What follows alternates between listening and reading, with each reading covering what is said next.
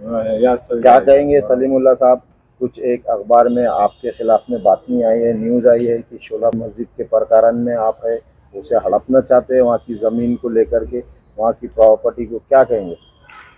शोलापुर की काली मस्जिद के ट्रस्ट के अंदर हमारा कोई इन्वॉल्वमेंट नहीं, मेरा खासकर सिर्फ हमने उनको गाइड किया है। 2016 में एक लेटर आया था म्यूनसिपल कॉर्पोरेशन का कि मस्जिद के पार्ट गिर नहीं जा रहा है तो उसको रिपेयर कर लो। तो हमने वो आज जब इंक्वायरी की तो पता चल गया है कि इसमें ना चेंज रिपोर्ट है, ना ट्रस्टी है, दुनिया भर का करप्शन है। बैंकों की में जॉइंट अकाउंट प्राइवेट नाम के लोगों ने इन्होंने बना के रखे, जो किराएदार बैंक का अकाउंट संभालता है ट्रस्ट का, और कोई बोर्ड की तरफ से ऑथेंटिक चेंज रिपोर्ट नहीं था, ना सेक्रेटरी, ना चेयरमैन, ना सदस्य। उसके लिए प्रॉपर प्रोसीजर अपनाकर वर्क बोर्ड को पूरी मालूमात देकर सबसे पहले तो बैंक के अकाउंट सीज किए गए जिसके अंदर वो प्रॉपर पैसा मस्जिद का पैसा फंसा हुआ था। दूसरी बात है उसकी प्रॉपर प्रोसीजर अपनाकर चेंज रिपोर्ट करवा के वर्क बोर्ड से उसकी मान्यता ली। आपका इन्वॉल्व होने का वजह क्या है? आप पूना में रहते हो, शोलापुरी की मस्जिद है, वो मामला क्या है? हम Maharashtra Waqf liberation and protection task force, Maharashtra के अंदर हम अवेयरनेस का काम करते हैं। जितनी मस्जिद, दरगाह, कब्रिस्तान है, इसकी प्रॉपर चीज़ जो है तो ट्रस्ट के अंदर आना चाहिए, और वो आना चाहिए, इसलिए हम अवेयरनेस का प्रोग्राम पूरे महाराष्ट्र में करते हैं। तो अभी ये जो एलिगेशन लगाया है अखबार ने, तो इससे क्या कैसा देखते हैं आप? अखबार ने जो एलिगेशन लगाया, सबसे पहली बात है अखबार को कंफर्म कर के लेना चाहिए था। एज पर मीडिया एक्ट के हिसाब से उन्होंने नहीं किया, तो उसके हिसाब से उनके ऊपर हम डिफेमेशन का केस डालेंगे। वो अगर उनके पास कोई सबूत है तो सबूत ला के पेश करना, हम हमारे सबूत पेश करेंगे। आप लोगों को भी चाहिए तो हमारे पास काफ़ी सारे सबूत हैं उनके। और साथ में असल वजह ये अखबार की ये नहीं है कि काली मस्जिद या वडू बुद्रुक जो बताया गया पेपर के अंदर, असली वजह है कि मुसाफिर खाना और मस्जिद जो आज वक्फ बोर्ड ने उसको नॉन वक्फ किया, उसके अगेंस्ट हम लड़ रहे। इसलिए उस इश्यू को इन लोगों ने डाइवर्ट करने के लिए आज के अखबार में जो भी अखबार में दे दिया है वो अखबार में ये कोशिश की गई है। तो 46 एकड़ जगहों पर भी बोले आप जो कमेटी करना चाह रहे हाँ हैं, बिल्कुल, वक्फ बोर्ड की दिशा भूल करके आप वो कमेटी बना के देखिए 2006 में पुणे के अंदर आलमगीर मस्जिद ट्रस्ट नाम से एक ट्रस्ट बना हुआ था जिसकी 46 एकड़ 4 गुंठा ज़मीन थी। पूरी ज़मीन बिक चुकी थी। वो बिक चुकी ज़मीन पे रेवेन्यू रिकॉर्ड पे से उसको क्लास 3 की बजाय क्लास 1 किया था।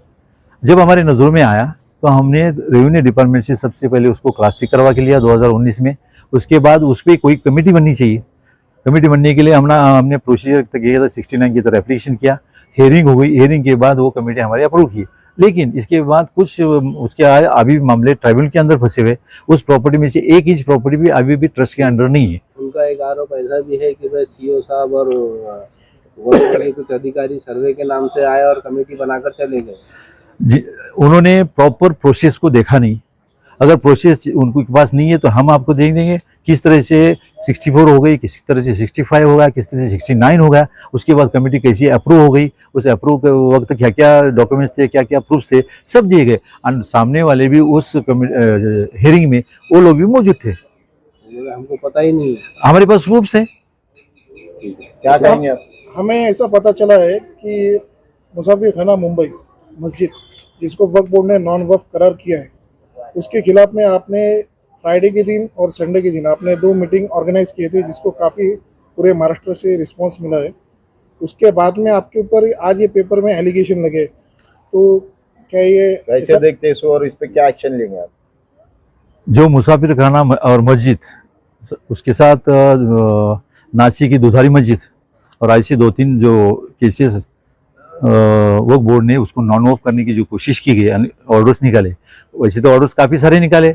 184 केसेस जो सुप्रीम कोर्ट से रिटर आ गए थे उसके ऊपर वक्फ बोर्ड का ओपिनियन मांगा था, ना कि उसको नॉन वक्फ करने की कोशिश की गई थी। लेकिन आज हमारे पास 2 दुधारी मस्जिद और मुसाफिर खाना और मस्जिद, उसके ऑर्डर कॉपी जब मिली तो ये पता चलता है कि सेक्शन 40 के अंदर ये इसको नॉन वक्फ किया जाता है। अभी वक्फ बोर्ड बना किस लिए? वर्क प्रॉपर्टी को सिक्योर करनी बना या उसको नॉन सिक्योर करने के लिए बना? सबसे बड़ा सवाल पब्लिक के सामने वो आ गया। उस इश्यू को लेके हम चले। साथ में ये है कि जो मस्जिद 125 साल से मौजूद है, 5 टाइम की आज भी नमाज होती है, उसका 1923 में रिकॉर्ड है, 1944 में उनका गैजेट में आ गया, 2002 और 3 के गैजेट में है, वक्फ बोर्ड में 2019 में रजिस्टर है, उसको तुम नॉन वक्फ करते हो। तो इसका मतलब क्या हुआ कि वक्फ बोर्ड एक प्रोटेक्टर है या डिस्ट्रॉयर है। इसीलिए हम वो हक की लड़ाई लड़ने के लिए हमने वो सवाल पैदा किया है कि जितना भी वक्फ बोर्ड ने नॉन वक्फ करने का जो प्रोसेस चल रहा है, हालात को देखते हुए कौन है इसके पीछे, क्या लगता है? वक्फ बोर्ड जो है ऑर्डर वक्फ बोर्ड देता है तो वक्फ बोर्ड ही रहेगा, पर्सनल इंडिविजुअल नाम तो नहीं ले सकते। तो इन्हें कोई करवा रहा है क्या, कि कोई लीडरों का हाथ है अभी इसके पीछे, अभी वक्फ उसकी बोर्ड अधिकारियों के उसी के लिए हम अदालत का दरवाजा खटखटा रहे, अदालत में जाएंगे, अदालत से जाकर हम गवर्नमेंट को अप्रोच हो जाएंगे और गवर्नमेंट को पूछेंगे कि भाई क्या हो रहा है। आपने एक भी सवाल एक बात की थी उसमें कि मस्जिद और दरगाह टावर बन रहा है जो कि पूरी जमीन है 11,000 स्क्वायर फुट है, क्या ये बात सही है? जो अपोनेंट लड़ रहे उसी लिए लड़ रहे, SBUT जो भी कॉन्ट्रैक्टर है वो उसी लिए लड़ रहा है कि पंचायत मालिक का उनको टावर बनाने के लिए बहुत दिक्कत आ रही, इसीलिए इस मस्जिद को शहीद करके वो उसको सांस्कृतिक हॉल बनाने के हिसाब से उस लिए फाइट कर रहे, अदालतों में वो भी फाइट कर रहे। अभी 30 दिन का उसको स्टे मिल गया है, अपने लिए ट्राइब्यूनल से खास बात है कि हमें एक स्टे मिल गया है। कोशिश तो बहुत हो गई कि स्टे ना मिले, और सबसे पहली बात है जितने एजेंडे रेजोल्यूशन जो पास होते उसको हिडन रखा जाता है। तो हमारा ये कहना है कि ये वक्फ बोर्ड पब्लिक प्रॉपर्टी के लिए काम करता है, तो पब्लिक के लिए आना चाहिए और पब्लिक की नज़र में ट्रांसपेरेंसी बढ़नी चाहिए। और आप अभी क्या लीगल स्टेप उठाएंगे इसके हम आपके खिलाफ? हम अभी ट्राइब्यूनल में अप्रोच हो रहे, ट्राइब्यूनल के बाद उसके आगे हाईकोर्ट भी जाएंगे, सुप्रीम कोर्ट भी जाएंगे। क्या नाम आपका? अखबार के खिलाफ क्या कर रहे हैं आप, जो आप कह रहे हैं? अखबार के खिलाफ कानूनी तौर पे जो भी डेफिमेशन बनता है सबूत देकर, जिस तरीके से प्रोपेगेंडा फैलाकर उनके पास से कोई सोर्स है तो उन्होंने हमें दिखाना कि आपके बारे में ये सोर्स से हमें इन्फॉर्मेशन मिली, वो सोर्स को हम उनके से सवाल करेंगे। सोर्स अगर उन्होंने नहीं दिया तो उनके ऊपर डेफेमेशन का केस डाल देंगे। क्या नाम आपका? मेरा नाम सलीमुल्लाह, कहाँ से आया? हम पुणे से आए। Thank you.